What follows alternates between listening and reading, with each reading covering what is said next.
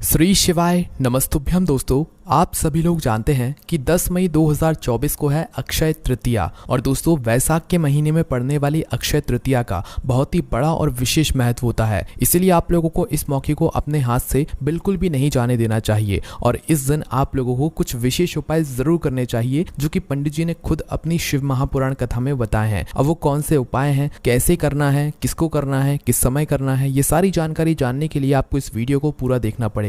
क्योंकि दोस्तों, अक्षय तृतीया के नाम में ही समझ आता है कि ये वो दिन है जिस दिन अगर आप लोग भगवान को प्रसन्न कर लेते हो तो उसकी कोई सीमा नहीं है कि भगवान आपको कितना कुछ प्रदान कर दें। इसीलिए अक्षय तृतीया का दिन बहुत ही खास और विशेष माना जाता है और भगवान शिव जी को प्रसन्न करने का बहुत ही अच्छा दिन भी यह माना जाता है। और जब वैसाख महीने की अक्षय तृतीया हो तो ये एक सोने पे सुहागा वाली बात भी हो जाती है। तो दोस्तों, सबसे पहली चीज, इस दिन आप लोगों को मिट्टी के जल वाला उपाय जरूर करना चाहिए। इसके साथ ही में दोस्तों, आपको चावल के दाने वाला उपाय भी जरूर करना चाहिए। इसी के साथ में दोस्तों, आपको सत्तू वाला उपाय भी जरूर करना चाहिए। अब इन उपायों को हम एक एक करके आपको बताते हैं कि आखिर इन उपायों को आपको करना कैसे है। तो सबसे पहले हम लोग बात करते हैं मिट्टी के जल वाले उपाय की। तो दोस्तों, यह उपाय आप लोगों को पहले भी हम बता चुके हैं, पर फिर से आप लोग सुन लीजिए कि मिट्टी के जल वाला जो उपाय है, ये वैसाख के महीने की अक्षय तृतीया के दिन जो व्यक्ति कर लेता है, भाई उसके जीवन से सारी दुख और परेशानियां दूर होनी ही होनी है। साथ ही में उसकी मनोकामना भी पूर्ण जरूर होती है। तो अब ये मिट्टी के जल वाला उपाय कैसे करना है वो सबसे पहले आप लोग समझ लीजिए। देखिए, इस उपाय के नाम में ही समझ आ रहा है मिट्टी के जल वाला उपाय। मतलब इस उपाय में हमें मिट्टी के पात्र की आवश्यकता पड़ेगी। चाहे मिट्टी का आप मटका ले सकते हो, चाहे मिट्टी का दिया ले सकते हो, चाहे मिट्टी का कोई भी पात्र ले सकते हो, ठीक है, जिसके अंदर आप लोग पानी भर सको, जल भर सको। तो आपको करना क्या है कि अक्षय तृतीया की एक दिन पहले की जो रात्रि होगी, उस रात्रि में आपका जो भी मिट्टी का पात्र हो, चाहे वो मटका हो, चाहे वो दिया हो बड़ा वाला जिसके अंदर अच्छा खासा पानी बन जाए, ऐसा कुछ मिट्टी का आपको पात्र लेना है। अगर नहीं भी हो तो भाई आप बाजार से जाकर नया लेकर आ जाना, उसमें कोई भी दिक्कत वाली बात नहीं है। अब आपको करना क्या है कि अक्षय तृतीया के एक दिन पहले की रात्रि में आपको उस मिट्टी के पात्र के अंदर जल भरकर रख देना है। वो पानी शुद्ध होना चाहिए, इस बात का आप लोगों को ध्यान रखना है। मिट्टी के पात्र के अंदर जल भरने के बाद आपको उस जल को पूरी रात भर रखे रहने देना है अपने ही घर के रसोई घर में, जहाँ पर आपका पीने का पानी रखा जाता है। आप इस मिट्टी के पात्र को उस जगह पर रख दें और पूरी रात भर के लिए रख दें। और सुबह सुबह अक्षय तृतीया शुरू हो जाएगी, तो उस दिन आप लोगों को सुबह सुबह क्या करना है, सबसे पहला काम आपका यह रहेगा कि आप स्नान कर लें, शुद्ध हो जाएं और अपने घर की पूरी साफ सफाई कर लें। उसके बाद में दोस्तों, आपको क्या करना है, आपको इस मिट्टी के पात्र के पास में आना है जिसके अंदर आपने रात भर जल भरकर रखा हुआ है। अब आपको यहाँ पर करना क्या है, तो देखो, अपने साथ में एक लोटा ले लो, जिस लोटे से आप शिव जी की शिवलिंग के ऊपर जल चढ़ाते हो, या तो तांबे का लोटा हो तो वो ले लो, ठीक है। तो आपको अपने खाली लोटे को लेकर इसी मिट्टी के जल के पास आना है जहाँ पर जो कि आपने रात में रखा हुआ था। अब इस मिट्टी के पात्र के अंदर से इस जल को निकालकर आपको अपने लोटे के अंदर डाल लेना है। चाहे वह आपका जल चढ़ाने का लोटा हो, चाहे तांबे का लोटा हो, आप जिस लोटे से जल चढ़ाते हैं उस लोटे के अंदर आप अपना ये जो जल है, मिट्टी वाला जल, इसको आप लोग डाल लो। बाकी जो मिट्टी का पात्र होगा वो आपको वहीं के वहीं रख देना है, उसको लेकर नहीं जाना है। जैसे ही आप इस जल को भर लेते हो, भाई इस जल को आप भरने के बाद आप अपने ही घर के पास में जो शिव मंदिर हो वहां पर आप लोगों को जाना है। इसी के साथ में जो भी आप पूजन सामग्री लेकर जाना चाहें वह लेकर जा सकते हैं, इसमें कोई भी दिक्कत वाली बात नहीं है, है ना। तो जैसे ही आप शिव जी के मंदिर पहुंचते हैं, तो शिव जी के मंदिर पहुंचकर सबसे पहला काम आपका ये रहेगा कि आप इस जल को, मतलब पहले तो भगवान शिव जी के दर्शन करो। दर्शन करने के बाद शिवलिंग के पास में आ जाओ और अपने इस मिट्टी के जल वाले उपाय को करो। मिट्टी के जल वाले उपाय को करने के लिए मात्र आपको, जो आप मिट्टी का जल लेकर आए हो अपने लोटे के अंदर, इस जल को शिव जी की शिवलिंग के ऊपर आपको एक धारा से धीरे धीरे करके चढ़ाना है और भगवान शिव जी के नाम का जाप करते जाना है। दोस्तों, यह जो जल आप शिव जी की शिवलिंग के ऊपर इस अक्षय तृतीया के दिन चढ़ा रहे हो, इस जल को चढ़ाने के बाद आपको मात्र भगवान के सामने हाथ जोड़कर 2 मिनट श्री शिवाय नमस्तुभ्यम का जाप करना है। ना ही कोई मनोकामना बोलना है, ना ही कुछ बोलना है, क्योंकि अक्षय तृतीया के दिन जब हम इस मिट्टी के जल वाले उपाय को करते हैं और इस मिट्टी के जल को शिव जी की शिवलिंग के ऊपर चढ़ाते हैं, तो भगवान शिव जी हमें बिना मांगे इतना कुछ देते हैं जितने की हम कभी कल्पना भी नहीं कर सकते हैं। पर दोस्तों, ये जो मिट्टी के जल वाला उपाय है, ये सुबह के समय ही होगा, क्योंकि शाम के समय जल नहीं चढ़ाया जाता है। और जो ये जल होगा, ये रात भर भरा हुआ रखा होना चाहिए मिट्टी के पात्र के अंदर। अगर आप सुबह सुबह मिट्टी के पात्र के अंदर जल भर रहे हैं तो उपाय काम नहीं करेगा। पूरी रात भर मिट्टी के पात्र के अंदर जल भरा होना चाहिए। उसके बाद सुबह आप उस जल को फिर फिर शिव जी की शिवलिंग के ऊपर अपने लोटे के अंदर डालकर लेकर जाकर चढ़ाएंगे तो आपको इस उपाय को करने का फल ज़रूर मिलेगा। और उसके बाद में भगवान से विनती करके मनोकामना बोलकर आप अपने घर पर वापस आ सकते हैं और आपका ये पहला मिट्टी के जल वाला उपाय पूरा हो जाता है।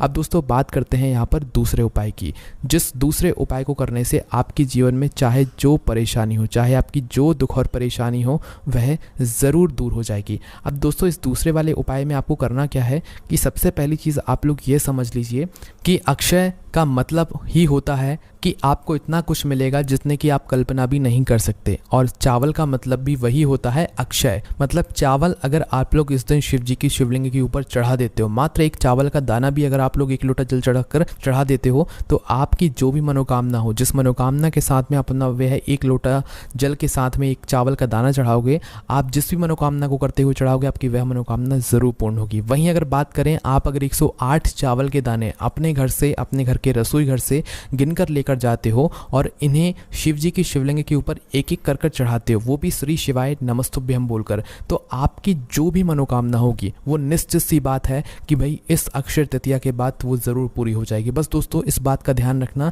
कि यह वाला जो उपाय है यह घर में से कोई भी सदस्य कर सकता है। अगर घर का कोई बड़ा या मुख्य सदस्य अपने पूरे घर परिवार के लिए इस उपाय को करेगा तो और अच्छी बात है। इस उपाय को विशेष रूप से आप अपनी मनोकामना पूर्ति के लिए कर सकते हैं। और जो चावल आप लोग लेकर जाएंगे या आप खरीद कर नहीं लेकर जाएंगे या आप अपने ही घर के रसोई घर से लेकर जाएंगे, जो चावल के दाने होंगे चाहे आप 1 चढ़ा रहे हो चाहे आप 108 चावल के दाने चढ़ा रहे हो, बस ध्यान रखना कि वह चावल के दाने टूटे हुए नहीं होने चाहिए, कटे पिटे नहीं होने चाहिए, दाग वाले नहीं होने चाहिए, बिल्कुल साबुत चावल के दाने होने चाहिए अगर आप लोग इस उपाय को कर रहे हो। इस बात का आप लोगों को ध्यान रखना है। और इस वाले उपाय को आप सुबह के समय भी कर सकते हो और शाम के समय भी कर सकते हो, पर अक्षय तृतीया के दिन का सुबह का समय बहुत ही विशेष होता है, इसलिए आप इस उपाय को सुबह के समय करोगे तो बहुत ज़्यादा अच्छी बात होगी। बस दोस्तों इस चावल के दाने को चढ़ाते समय आप लोगों को भगवान के नाम का जाप करना है और चावल के दाने को चढ़ाते के बाद आपको अपनी मनोकामना भगवान शिव जी से बोलना है। 1 चावल का दाना चढ़ा रहे हो तो उसको चढ़ाने के बाद अपनी मनोकामना बोलना, बाकी 108 चावल के दाने चढ़ा रहे हो तो एक एक करके चावल का दाना चढ़ाते जाना, श्री शिवाय नमस्तुभ्यम बोलते जाना और आखिरी चावल का दाना चढ़ाने के बाद ही अपनी मनोकामना बोलना। ये जो भी आपकी दुख परेशानी है वह भी आप लोग बोल सकते हो। बस दोस्तों यहाँ पर भी इस अक्षय तृतीया को, इस चावल के दाने वाले उपाय को यहाँ पर पूरा हो जाता है। और इस चावल के दाने वाले उपाय को अक्षय तृतीया के दिन करने से आपकी जो भी मनोकामना होती है वो पूर्ण ज़रूर होती है, आप चाहे कुछ भी मानो या ना मानो।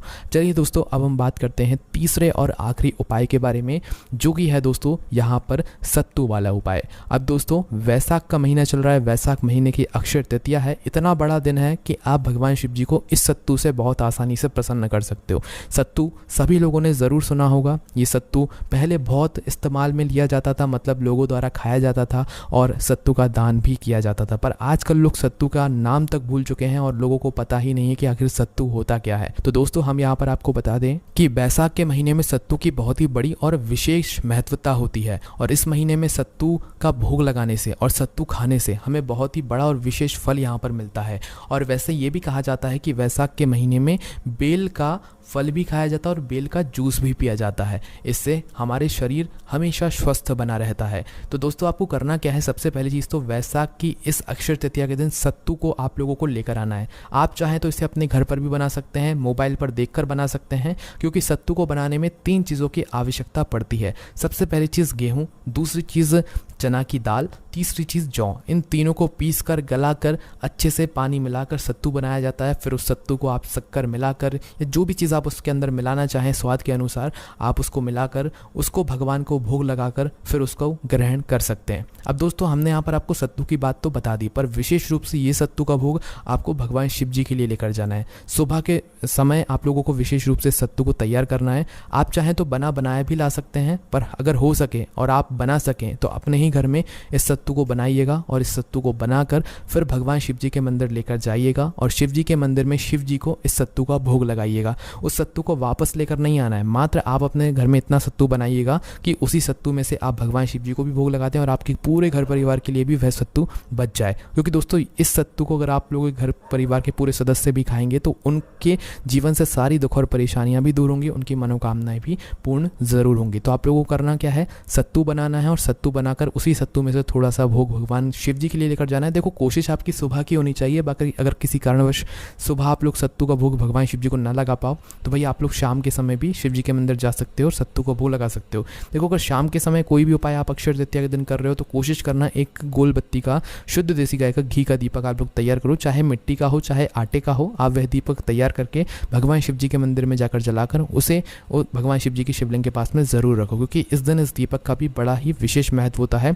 अब दोस्तों इन तीनों ही उपाय में से हम आपको बता दें, तीनों ही उपाय बहुत ज़रूरी हैं। तीनों ही उपाय आप एक साथ भी कर सकते हैं, पर अगर हम बात करें सबसे विशेष और महत्वपूर्ण उपाय के बारे में तो वो सत्तू वाला है। इस दिन सत्तू का विशेष महत्व होता है। इस दिन सत्तू बनाइए, भगवान शिव जी को भोग लगाइए और अपने घर में सभी लोगों को सत्तू खिलाइए भी ज़रूर। साथ ही में दोस्तों इस दिन सत्तू का आप लोग दान भी कीजिए। सत्तू की पैकेट बनाकर अपने घर में सत्तू को बनाकर इस सत्तू का दान कीजिए। आप विश्वास नहीं मानेंगे, आपको इस उपाय को करने का बहुत फल मिलेगा। सत्तू के दान का भी बहुत बड़ा फल मिलता है। आप और किस दिन दान करोगे तो उतना फल नहीं मिलेगा, पर अक्षय तृतीया के दिन सत्तू का दान हमें बहुत ऊंचाइयों पर लेकर जाता है। बस दोस्तों यहाँ पर ये तीनों ही उपाय पूरे हो जाते हैं। इन उपायों को करने में अगर आपको कोई भी दिक्कत समस्या परेशानी आती है तो उसे हमसे कमेंट करके पूछ सकते हैं। ओम नमः शिवाय, जय भोले बाबा, श्री शिवाय नमस्तुभ्यम।